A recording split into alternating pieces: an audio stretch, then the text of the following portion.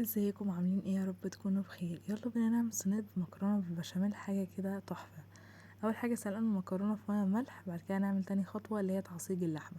بصلايه عليها ملح وفلفل، نشوحها على النار لحد ما تصفر، وبعد كده ننزل باللحمه المفرومه بتاعتنا ونسيبها تاخد وتدي مع نفسها. تالت خطوه وهي البشاميل.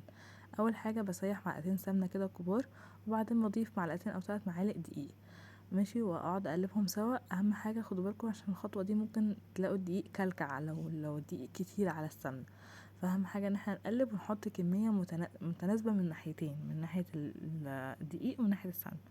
بعد كده هنزل باللبن. انا بستخدم هنا مش لبن العلب، لا بستخدم لبن حليب اللي هو احنا بنغليه على النار، وبعدين بناخد القشطه بتاعته.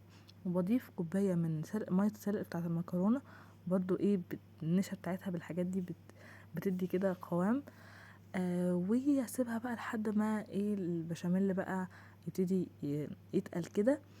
اروح انا بقى حاطه معلقتين قشطه من اللي احنا اخدناها دي، او لو يعني يفضل اللي هي القشطه البلدي، ومكعبين او مثلثين من اللي هي الجبنه الكريمي او معلقه جبنه كريمي كبيره. دول بيعززوا الطعم قوي. بعد كده احط التوابل. انا بحب استخدم كنور، مكعب المرقه بتاع الكنور بيبقى حلو جدا، وبحط ملح فلفل بس كده.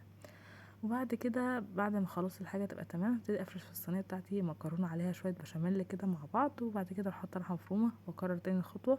بعد كده اغرقها بقى في الاخر بالبشاميل، وفي الاخر اروح حاطه رشه زعتر، ولو عندكم جبنه موتزاريلا هتبقى تحفه. وده شكلها بعد ما اتحمر الوش والجبنه ساحت. بجد شكلها وطعمها كانوا حلوين جدا. لو عجبكم الفيديو اعملوا لايك وشير وسبسكرايب على اليوتيوب. باي باي.